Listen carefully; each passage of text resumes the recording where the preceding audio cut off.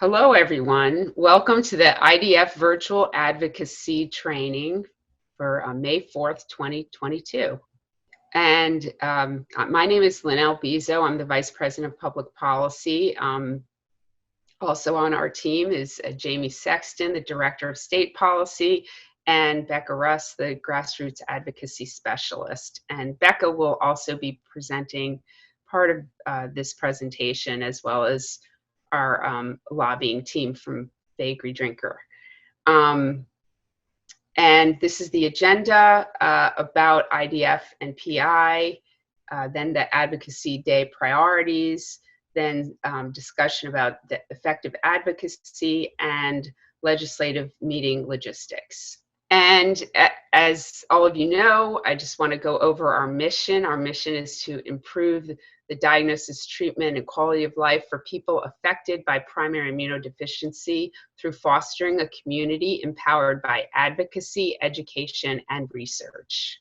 And about primary immunodeficiency, you always want, when you're presenting, to make sure legislators have the background about PI. So these are sort of the basic information that you should share. PIs, also known as inborn errors of immunity, IEI, are a group of more than 450 chronic conditions in which part of the body's immune system is missing or does not function correctly. These conditions are caused by intrinsic or genetic defects and can affect anyone, regardless of age, gender, or ethnicity. While PIs differ, they all share one common feature: disruption of the body's immune system. Because the most important function of the immune system is to protect against infection, people with PI commonly experience increased susceptibility to infection. Increased susceptibility to infection may show up as repeated infections, infections that won't clear up, or unusually severe infections. And these will be our three legislative priorities for Advocacy Day. The first is addressing copay accumulator programs. Second, ensuring protections for the immunocompromised. And third, supporting the permanent Medicare coverage for home IVIG. That is what we've advocated for before on the demo, and we're trying to get that to be permanent. About copay accumulator programs, many of you have heard about this. Many individuals with PI rely on copay assistance from drug manufacturers and charities to maintain access to their high-cost treatments, such as immunoglobulin. This financial assistance is often a lifeline to those with serious chronic conditions. Insurance companies are increasingly implementing copay accumulator programs, which prevent copay assistance from being counted toward an individual's deductible or out-of-pocket maximum, contrary to how that assistance has traditionally been applied. Copay accumulators hinder access to treatments for the PI community, as well as for others with serious chronic conditions. And protections for the immunocompromised. This really brings us into what we've been experiencing with COVID over the last couple of years, and will continue to experience. As the pandemic continues, it's important for those who are immunocompromised to continue to have necessary protections. Widespread testing allows the ability to predict when new waves of infection are coming, helping to protect vulnerable communities like those with PI. Congress must continue to invest in and promote widespread access to testing. Also, encouraging the continued distribution and dissemination of therapeutics authorized for prevention and early treatment of COVID-19. These are such as Evusheld, Paxlovid, and Molnupiravir. These help ensure protections for those who don't register a vaccine response. And the fourth one is telehealth flexibilities. Due to COVID-19, there's been changes in policies that have allowed Americans to really experience the benefits of telehealth services. These have been extended for an additional 5 months after the public health emergency, but this is something that for our community is important to have way beyond just the COVID-19 pandemic. So we want to encourage these flexibilities to become permanent benefits. Medicare coverage for home IVIG. This really relates back to all the work that we've done on the Medicare IVIG Access Act, which was passed in 2012 and established the Medicare Demonstration Project that allows individuals with PI to receive IVIG at home. The demo officially began in 2014 and has been extended by congressional action twice in 2017 and 2020. CMS must provide a report to Congress on the outcomes of the demo by December 31st, 2022, such that the demo can be analyzed before it expires in 2023. The COVID-19 pandemic has demonstrated just how essential it is for individuals with compromised immune systems, including those with PI, to have different options for receiving their treatments. And again, these are our three specific legislative asks. The first one is supporting HR 5801, the Help Copays Act. This act is the one that actually specifically addresses the practice of copay accumulators, which are not good for our community. Number two is ensuring protections for the immunocompromised. And number three is supporting permanent Medicare coverage for the home IVIG. This, we don't have legislation this year for the demo, but we'll be talking about it so that next year there'll be legislation that we can advocate for. Support the Help Copays Act, HR 5801. The talking points you're going to want to say is many of people with PI rely on copay assistance to help afford the high out-of-pocket costs for their treatment. Copay accumulator programs, a benefit instituted by insurance companies, exclude copay assistance from being applied to deductibles and out-of-pocket maximums. Copay accumulator programs limit access to life-saving treatments. The Help Copays Act 5801 seeks to end the discriminatory practice of copay accumulator programs by ensuring all copay assistance counts. Passage of this federal legislation will ensure that the prohibition applies to most employer-funded plans. Just want to point out that a lot of you advocate at the state level, which covers a lot of things, but there are some plans that are, some types of employer plans are not covered at the state level, and this would allow those plans that are covered under ERISA to be covered by this legislation. And specifically, we want to have in your meetings, you want to ask your offices to outreach to Representative McEachin's office or Representative Davis's office to support the Help Copays Act. Protections for the immunocompromised. First, as the COVID-19 pandemic continues, those who are immunocompromised, such as those with PI, must continue to have necessary protections. Funding and support for widespread testing and the distribution of therapeutics authorized for the prevention and early treatment of COVID-19 to help protect vulnerable communities like those with PI are very important. Making telehealth flexibilities permanent means continued access to the healthcare services and the PI community needs while limiting potential exposure to the virus. Encourage officials to support permanent telehealth flexibilities as well as continued investment in other protections for the immunocompromised community, as noted above. Permanent Medicare coverage for the home IVIG. These are the talking points about moving toward a permanent benefit for the home IVIG benefit that's currently part of the demo. Many people with PI can live healthy, productive lives if they receive lifelong immunoglobulin replacement therapy, which helps prevent frequent and severe infections. In 2012, as I stated, Congress passed the Medicare IVIG Access Act, which established the Medicare demonstration, allowing enrollees with PI to receive intravenous immunoglobulin therapy at home under a Part B benefit. In 2020, Congress extended the demonstration project through the end of 2023 and set a requirement that CMS provide a report to Congress on the outcomes of the demonstration by the end of 2022.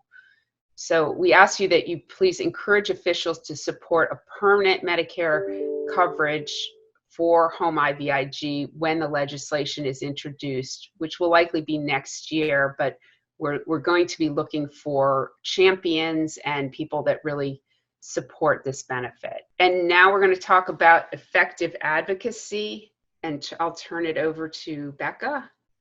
Perfect. Thank you, Lynn. So yeah, now that Lynn has provided some great information on the different issues and the asks for Advocacy Day this year, I'm going to provide some information on effective advocacy and logistics for the Day of Action, just to help everyone be successful during their meetings on May 4th. So the first and most important thing to remember as you're advocating for the PI community is that your voice matters. So you have tools that lobbyists don't, which is your real personal stories and experiences. And essentially, by sharing your stories with officials, you are showing how policies and laws, like the ones Lynn just discussed, will impact real people like you. So making your voice heard really allows you to put a face on the issue. Also, by making your voice heard, you bring the officials' attention to concerns that should be addressed. And oftentimes, sharing your experiences may very well be the tipping point that encourages your legislator to support an issue that they may not have considered in the past. And lastly, remember that as a constituent and a voter, your legislator has an interest in addressing your concerns. So making your voice heard is an important thing for everyone involved. Let's also go over some general logistics for the meetings that are going to occur on May 4th. So first, your groups will include attendees from the same state and will not include an IDF staff person. We also wanted to note that if you're from a smaller state or a state that perhaps only has a few individuals participating, you may be grouped with individuals from another state just to ensure you have a few people in your group as you move through your meetings. Also, all the meetings will occur via Zoom and are scheduled in Eastern Time. As our advocacy veterans know, each meeting is scheduled for 15 minutes, but may end early or go longer. And then lastly, call leaders will be designated for each meeting this year. For those of you who may not be familiar, this is the individual who will lead and guide the conversation with the office. Next, let's go through the checklist of things to know before the Day of Action arrives on May 4th. So first, be sure to watch the full IDF Virtual Advocacy Day Training, which you're already about halfway through, so great job. This training is available on demand as well, so please feel free to rewatch any portions leading up to the event if you need a refresher on any of the information or anything like that. Also, we encourage everyone to browse the materials that are included in your online portal as well. So there are one-pagers, talking points, and a lot of other resources about the asks that are just really helpful to have as you're preparing for the Day of Action.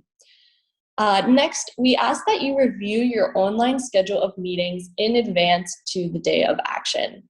So you will receive an email from Advocacy Associates, which will include information on how to access your schedule.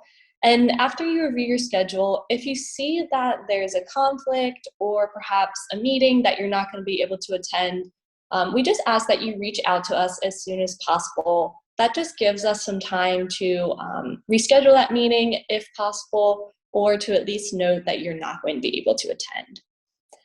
And then lastly, take the opportunity to connect with the other advocates in your meeting group.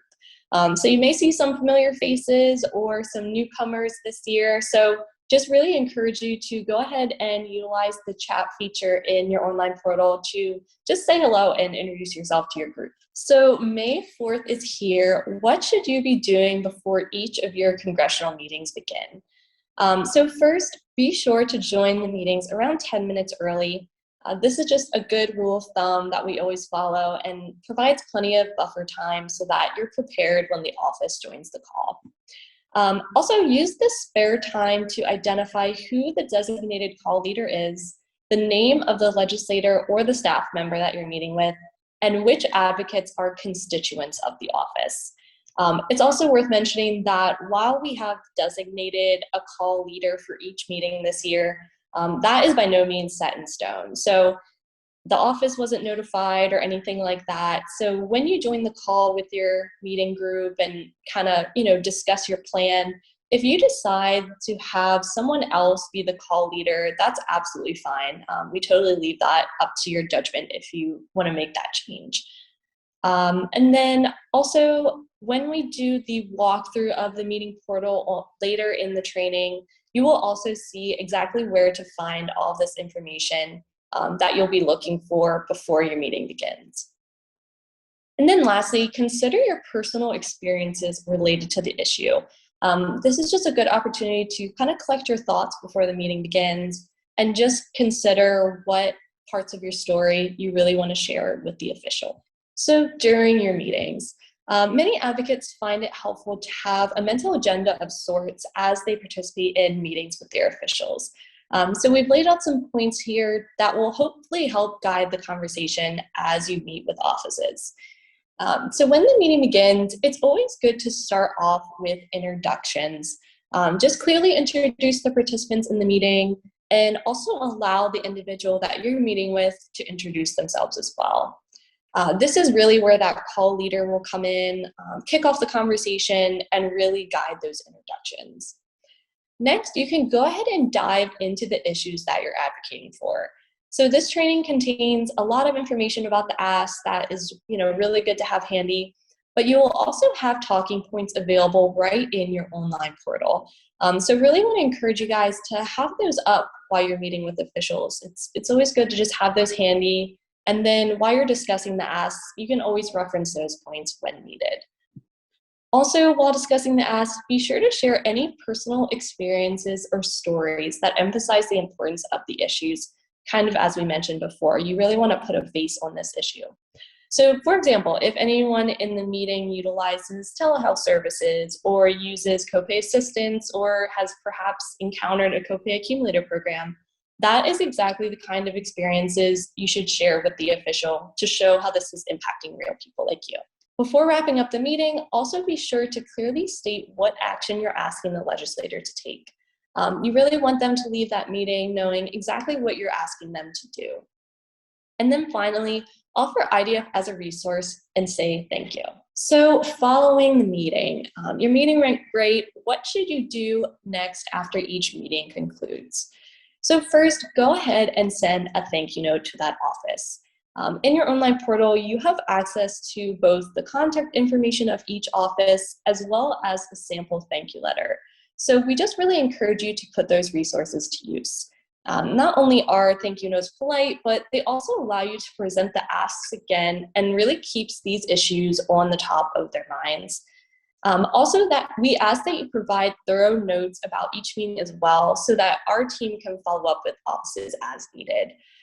In your meeting notes, just let us know anything you'd like to share about the meeting. What your overall impression was it positive? Did the office seem interested in a specific issue, or did they perhaps have a question or request any information from IDF? Anything along those lines, please feel free to include any details about the meeting. We love to read any information you want to share about how it went and always appreciate the detail that our advocates provide. And then lastly, just some general pointers for virtual meetings. I think at this point, many of us are pros at virtual meetings, but it never hurts to have a refresher. So first, prior to each meeting, make sure your technology is working smoothly and that you're in a quiet location with all of your other electronics silenced. Also, if you're able, we really encourage you to go ahead and have your camera on during your virtual meetings. We really found that having your camera on helps virtual meetings feel a lot more personal and official. Just, the fact of talking to someone face to face, even if it's on a computer screen instead of in person, just really provides that extra element to the meeting. So if you're able, really encourage you to have your cameras on. Also, as we mentioned previously, be sure to let the designated leader guide the call and introduce participants when it's their turn to speak. That just kind of prevents everyone from talking over each other accidentally. If you get questions during the meeting, answer them honestly, and if you don't know the answer, don't worry. Let them know that IDF will follow up, and we just ask that you be sure to record this question in your meeting notes so that our team can see that and follow up as needed. Another important tip, be courteous, even if you don't agree with them. And lastly, we can't say this enough, don't forget to say thank you and just show your appreciation for their time. And with that, we are going to turn it over to the Faker Drinker team to discuss some more information for you as you prepare for Advocacy Day. Thank you very much, and thank you all for taking the time to participate in this important event. I'm Nick Minetto, and I'll kick things off with just a couple of comments about the landscape that you'll be navigating here on Capitol Hill at this time. What's happening in Washington? So you guys are here at an interesting time because in about 6 months, we will have the November midterm election. So you are not here to get engaged on political topics, but it is important to know that because that is really influencing much of what is happening or not happening on Capitol Hill. Just for that perspective, the midterm election after a new administration takes office is often a time when you have a lot of shifts occurring in terms of the outcomes of the election. It's often a time where you see some backlash or opposition against the party that is in power in the White House. And that may be something that occurs this year, may not be, obviously all very much TBD, but we do have a very narrowly divided House, as you see here on the slide, and a Senate that is evenly divided, but currently controlled by the Democratic Party because the vice president gets to break ties. So it's a Congress that is divided very narrowly, and much of the energy and oxygen in Washington is increasingly oriented on the election. Again, you're not here to get involved in those issues in these conversations with your offices, but it's just for your awareness and situational awareness as you prepare for these meetings. The overarching climate now is about what can get done between now and November and then post-November. One of the major topics that Congress will be working on as you are having your meetings is work to fund the government in fiscal year 2023, which would officially start come October 1st. But often that legislation is not finalized until the end of a calendar year. Some of you who follow things closely will know that actually Congress just less than a month ago enacted the final bill to fund FY22 on a permanent basis, several months past due, and that's been par for the course. But you may hear in some of the conversations, some offices refer to the budget or spending bills because that is an item that will be taking up a good chunk of member and staff time. The other item here for your awareness is that the president's budget, which is significantly amended and in many cases amended, not even finalized, but will inform what Congress does on the spending front. The president's budget is really a marker for some of the core administration priorities.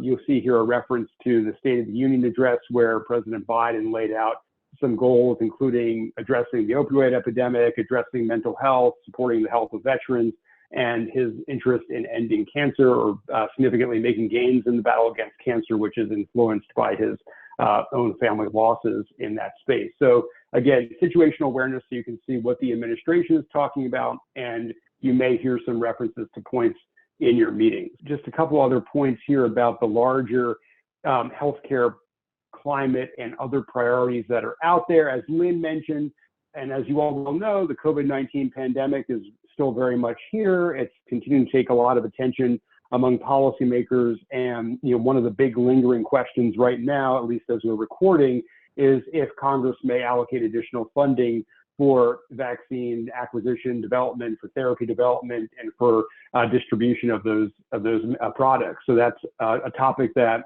is continuing to come up a lot on Capitol Hill, as is the issue of how will ultimately, what will a transition out of an emergency status look like, and how do you continue to have important protections in place or important benefits remain in place post the public health emergency. So COVID-19 very much an important issue that's on the radar of healthcare staffers, so it's another relevant topic for you in your meetings. There's also legislation that pertains to the Food and Drug Administration, and essentially the funds they need to do a good amount of their work, and that has to be done by the end of September in terms of the expiration of one agreement and the need to start up another. That's something you may hear some offices reference. As noted earlier in the president's priority list is mental and behavioral health. This is also something that a number of congressional offices are talking about when you look at youth, but overall mental and behavioral health challenges, both exacerbated or driven by the pandemic, but really building pre-pandemic, and maybe just exacerbated during the pandemic, particularly for youth who have been largely out of school or dealing with other challenges related to the pandemic. The cost of prescription medications remains an issue that you may hear offices touch on. It's obviously another good example of a live issue for you that you can lend your own perspective on if asked a question about it. And then related to the public health emergency and continuation of certain policies, the ability to continue to receive a good amount of care via telehealth remains another issue that's on the priority list. And just, I really want to knit it all together here in terms of what you can anticipate over the coming months. Like I said at the start of this set of comments, it's election season. Everything is really being influenced heavily by that factor. We will have a period of time now through probably July where there'll be a fairly aggressive amount of activity happening in Congress on those priorities and others. You obviously have geopolitical issues that are emerging. You have other challenges and threats that are competing for time. So we expect a heavy few months of activity, but then come August, we anticipate there will be a congressional recess, and the fall could be a very limited period of time for members here in Washington. If you look at some past schedules around election years where they end up spending a fair amount of time back in their states and districts, particularly those whom will be on the ballot. So there may actually be, the good news for you is there may be some ways for you to connect in with members come fall if they're doing more district-based events as part of campaign season. And then where this is all heading is that I think a likely scenario is that you will have a post-election session of Congress where a lot of these issues may get resolved or they may get kicked into the next Congress. It's sort of the big question. What will a lame duck session look like? How ambitious or aggressive will that legislative session be? And I think we would anticipate that if there's a change in the balance of power in Congress, you may have a very aggressive lame duck session, particularly if there's a goal to try and get some things done this year that maybe are not going to be feasible come 2023. So that's really just a quick overview of Washington today and what you'll be going into as you head into your meetings. And I'm going to turn it over to my colleagues. Thanks, Nick, for sharing your insight about what's happening on the Hill right now. The rest of the slides that we're going to talk through for the rest of this training are really going to summarize and reiterate what you learned earlier in the training.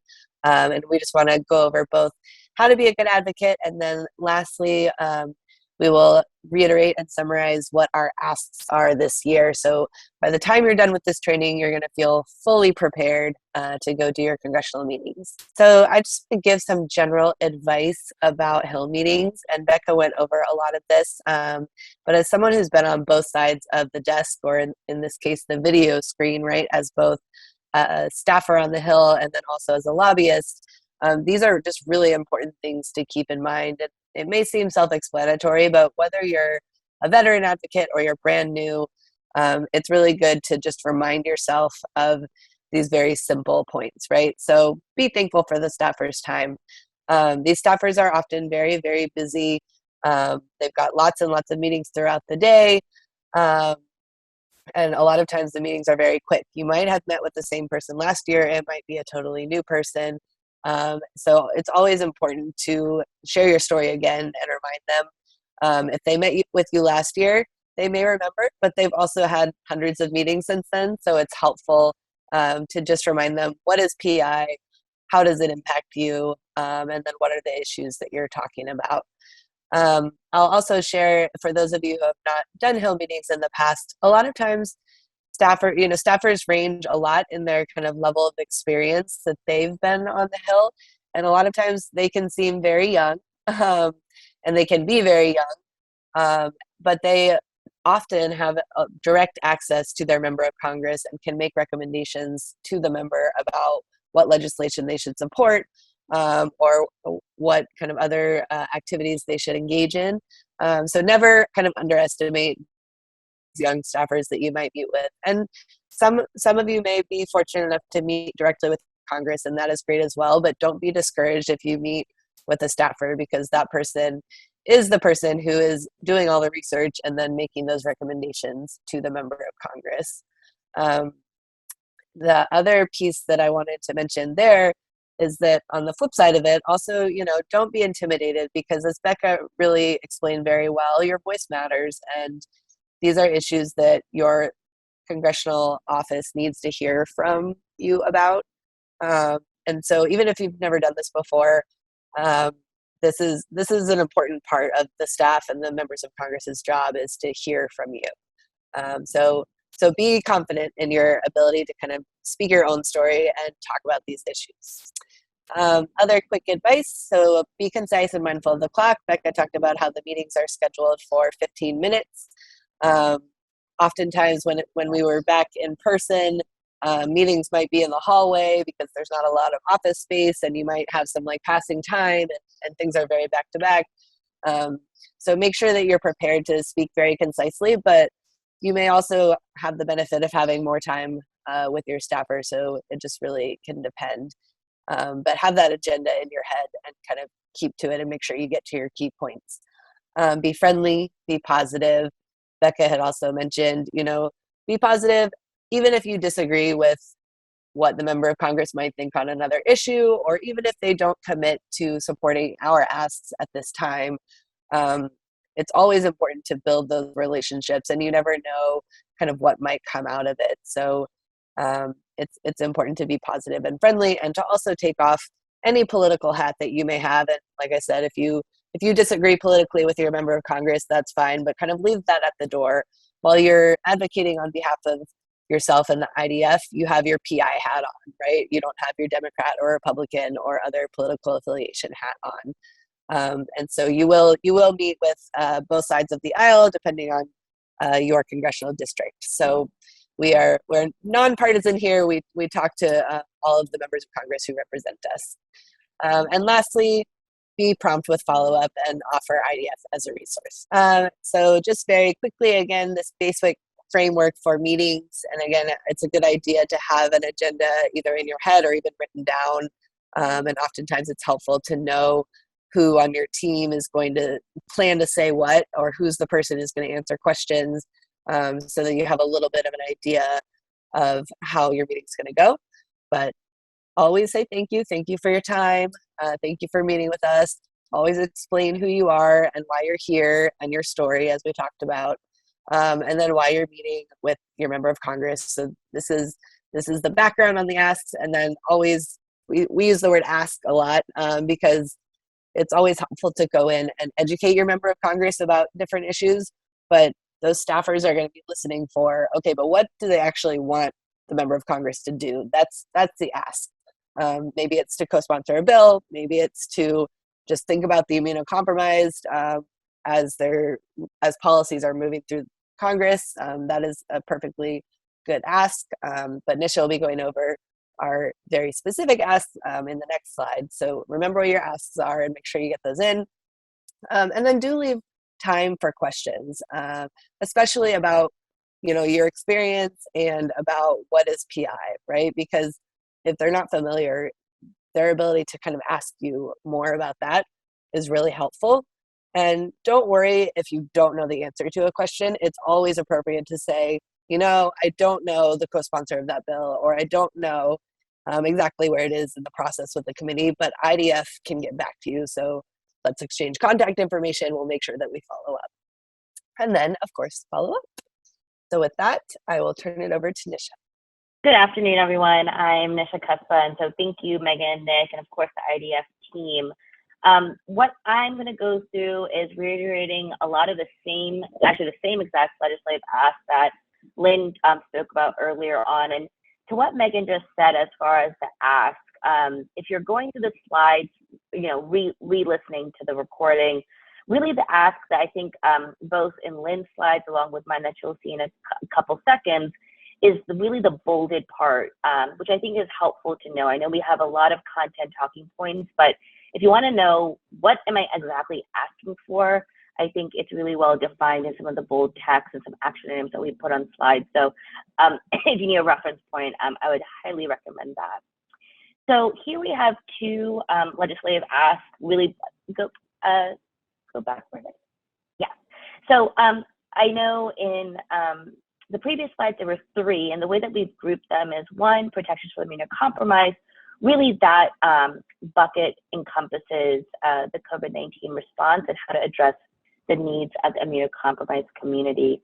And second is access to healthcare. And under access to healthcare, we have grouped two of the asks that you've already heard of. One is IVIG access at home, along with HR 5801, the Help Copays Act. And so when the pandemic began, IDF led the charge to run 2 years ago now, so March 2020, convened the Immunocompromised Collaborative. And that collaborative is still up and running today. It has a large patient organization membership and participation. The steering group specifically are kind of the founding organizations you'll see on the screen today is the AIDS Institute, Autoimmune Association, IDF, of course, Lupus Foundation of America, and Susan G. Komen. And the reason this group was convened was really to be an active, unified voice in addressing the challenges commonly faced in the immunocompromised community, specifically related to the pandemic. And since its inception, the group has been extremely active in, submitting policy letters and actually held a congressional briefing, and also has been engaging with CDC and congressional offices. And we summarize the main four recommendations that the collaborative has come to some conclusion. This would be helpful to reiterate in your meetings when you're on the Hill. And so our group, the first two bullets that you see here, in recent weeks you might have heard there's a lot of push and urgency from the administration side for Congress to support additional COVID-19 funding. There's a threat that the money is drying up, but there's a little bit of a discrepancy as to how either of the side of the aisle wants to fix and to fund these efforts. And so the most recent Senate proposed language sets a price tag about $10 billion for the next potential tranche of COVID-19 funding. And prior to the Easter recess, Congress was unfortunately unable to make any movement, but hoped to turn their heads back to it when they return in a week or two. And so these funds would be really instrumental, specifically in targeting point 1 and point 2 on the slide, which is investment in widespread testing, but also encouraging the wider distribution dissemination of the therapeutics that have been authorized to date, both extremely important to the immunocompromised community as we move into year 3 of the pandemic, and really TBD as to what we will see with the pandemic waves coming up in the summer, and so on and so forth. So do want to emphasize that let's keep that infrastructure that has come out of the COVID-19 for the past 2 years, and let's not let that lapse in any way. Number 3 on the slide, which is telehealth flexibilities. As you may know, and probably I hope we're able to benefit significantly during the pandemic with the telehealth flexibilities. And so what we would like you to talk about is that positive experience that you've had, because policymakers need to hear that as they continue to think through a future permanent potential telehealth benefit. As of today, telehealth flexibilities are tied to the public health emergency that's declared by HHS, so the administration. Once the public health emergency expires, which as of today expires in mid of July, those flexibilities will be still be valid up until 5 months after the PHE, meaning, in short, that telehealth flexibilities are here to stay for 2022 landing us all the way to December. But when you're looking to 2023, what that will look like is very TBD at the moment. So granted, there's no ask at this moment because there's a fix up until the end of the year. But what would be most beneficial for offices to hear is your positive experience and how helpful telehealth has been, especially in these past 2 to 3 years. And lastly, as always, provide yourself as a resource, specifically when we're thinking about when these reopening policies come up, mitigation guidelines, because what we've noticed is that there's discrepancy between CDC's guidance sometimes and what we're hearing from patient communities. And so ensuring that offices know that, hey, I'm an advocate, hey, I am a patient living with primary immunodeficiencies in your jurisdiction, please reach out to me and please reach out to IDF if there's ever a question that you have related to COVID-19 guidelines that may impact and will impact the immunocompromised community. So those are, if we're talking about legislative ask 1, it's really just COVID-19 response, and these are some sub-bullet items that we would ask for. Great. So this is something that Lynn nicely summarized earlier, but more than happy to say again. So back in 2020, IDF and the Favorite team worked with Congress, specifically Representative Matsui and Brady's offices, to secure an extension expansion of the Medicare InHome Ivig demonstration program that was set to expire at the end of 2020. Thanks to the Continuing Access to InHome Ivig Act being passed at the end of 2020 in the omnibus, that demonstration has been extended to 2023. To the earlier point, under current Medicare law, beneficiaries are eligible to receive in-home IVIG, but Medicare does not have a permanent benefit to pay for the nursing services and supplies needed for the procedure. So to address this gap, that's why the demonstration was created. And this demonstration actually was created in 2014.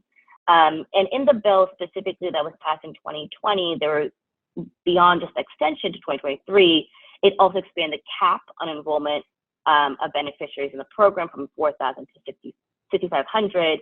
And lastly, requires the interim report that will really talk about the impact of the demonstration on beneficiaries who get access to the demo. And so what we're talking about today, as in May 2022, we do not have an actual bill that we're asking for, but what we really are looking for is IDF to have that interim report, which will be helpful in 2023, in the first year of the 118th Congress, to really give the evidence that this demonstration is effective and there should be a permanent benefit. And so what should you be talking about in that meeting is twofold. One, just talk about your experience. If you're getting IVIG at home, if you're a Medicare beneficiary, talk about the experience. If you're not, and you're, talk about how supportive you are as far as patients having the option to be able to have in-home access.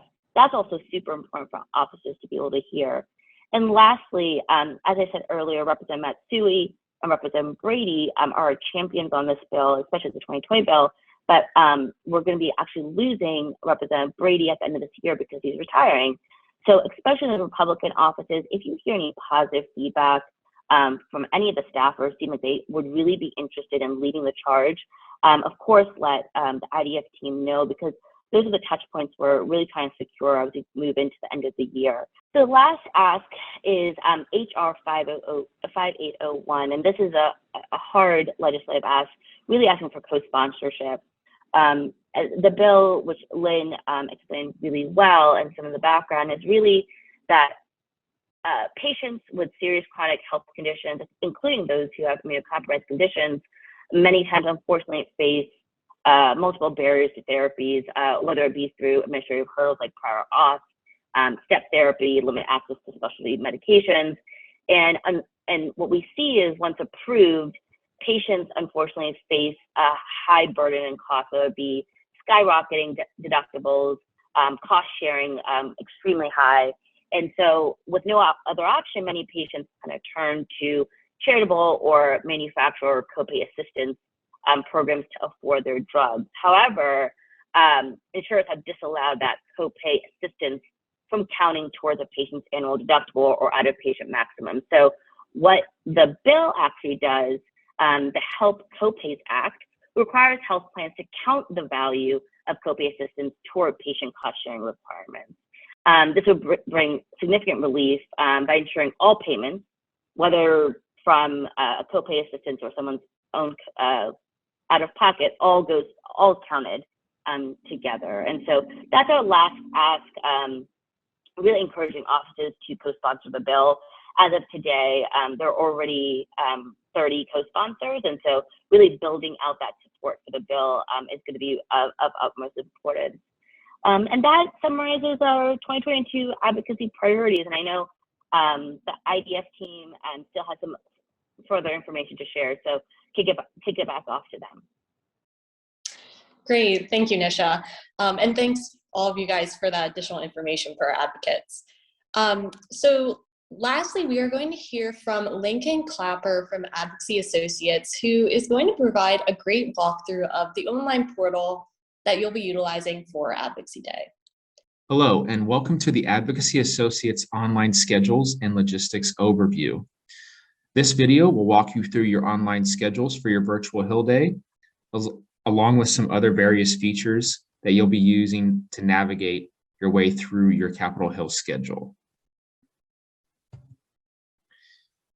Now, you will be receiving an email from our system at a to-be-determined date by your organization. So please verify with your organization when to expect the initial round of schedules.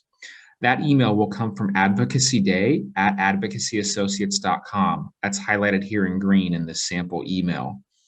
If you feel like you have not received that email from us on that to-be-determined date, please check your spam or junk folder, as it will more than likely be sitting there. If you do find it in that folder, please unmark it as spam, as this will be our main way of communicating with you moving forward throughout your event, and we want to make sure you're getting that correspondence.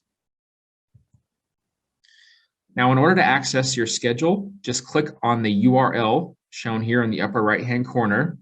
Once you click on that URL, it'll take you to the login page. That's where you will need your login credentials, which you can see here in the middle of that email, highlighted in red. Once you end up at that login page, simply input the email address that you've provided, along with the temporary password that was also provided in that initial email. From there, you'll be prompted to change that temporary password to your new password. So follow the directions in setting up your new password. Once you have completed that, click the send button and you will be logged into your schedule. Once you're logged in on this device, for whichever device you are logging in from, you will not be asked to log in again. You will remain logged in, similar to any app on your phone. Now, if for some reason you become logged out, or you try to access from another device, or you've forgotten your password, you can click on the Forgot Password link on the main login page, where you can then reset your password to log in. If you're still having issues getting into your portal, there will be a contact link for you to click on, found in that initial email that you will receive from us. So please visit support through this link if you have any issues at all. Now, once you're logged into your schedule, you're going to see a home dashboard that'll look very similar to this. All of your confirmed meetings will be displayed on the top part of your page with a time. Anything that is still pending will be listed as TBD. This just means we're still working on a time with that office.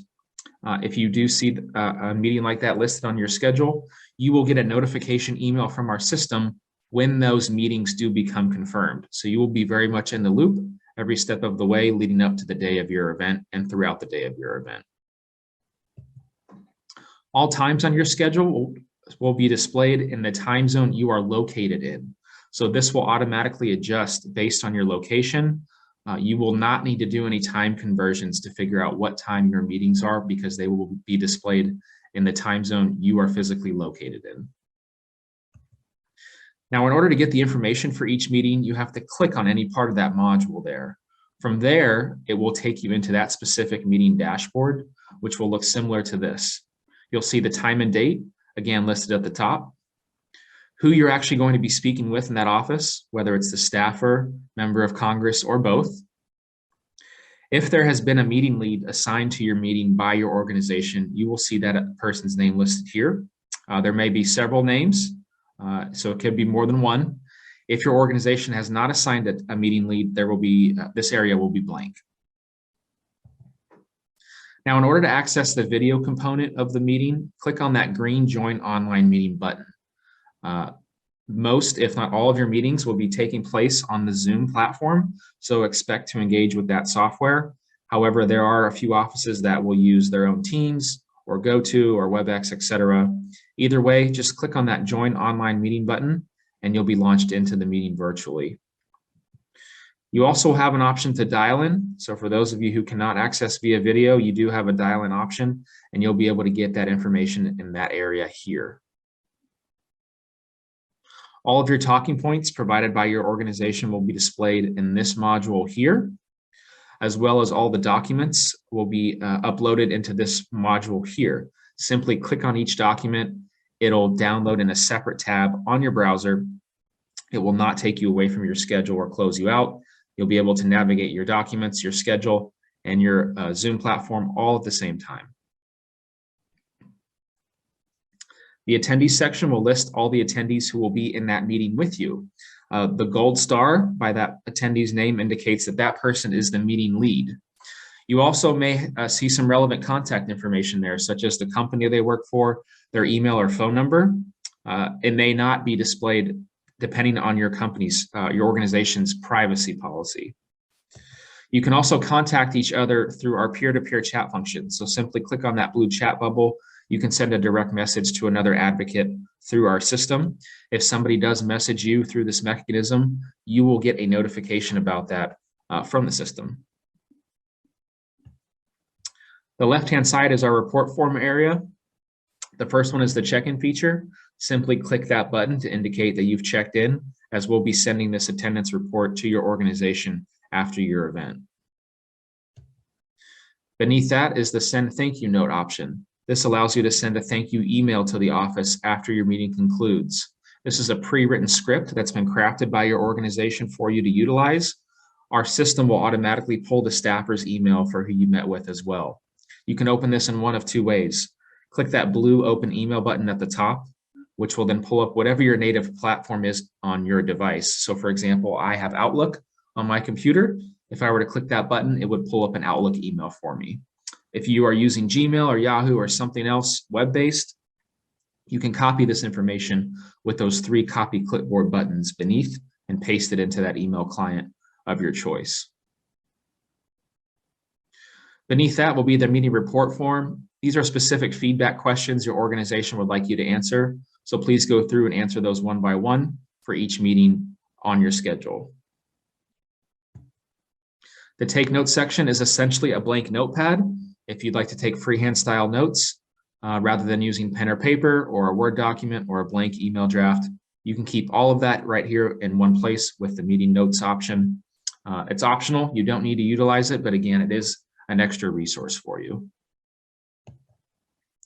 Beneath that is an option to select whether the member of Congress attended or did not attend. This is really critical information for your organization's government affairs team, as we'll be sending this intel to them after the event as well. Again, just useful information in terms of backtracking and follow-up. So please mark one of those options at the conclusion of each meeting. Lastly, for you social media fans, you'll be able to access your Twitter, Facebook, or LinkedIn as well through the portal. You'll be prompted to log in. From there, you'll remain logged in for any successive time you attempt to get into any of those platforms. Once the meeting concludes, click on the Meetings tab in that upper left portion of your page. It'll take you back to the home page where you can then navigate your way to that next meeting on your schedule. The Legislators tab will take you to an area where you can view bios for everyone that you're meeting with, such as this. It'll also include links to their social media pages as well and their website if you'd like to explore those further. The Bills tab will highlight any relevant bills your organization wants you to be aware of for this event. If that bill has been voted on by that specific member of Congress, you'll see their vote history on the bottom of that bill as well. If your organization is not utilizing it or tracking any bills for your event, this area will be blank. News will pull any relevant news articles that a member of Congress has been mentioned in. You can read about those online. And the committees tab will display all the committee assignments that member currently is serving on. The two more options on our top menu bar are the messages tab. That's where you can view those direct peer-to-peer messages between yourself and other advocates. The directory is a master directory of everyone in the event, so you can contact any attendee across our platform.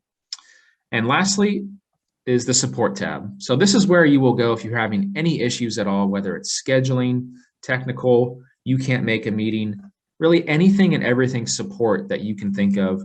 Go to the support tab. This will be the fastest and most efficient way to get that issue resolved. The More tab is basically a drop-down menu of all the content I've already reviewed, and you can see how that operates when you get into your schedule.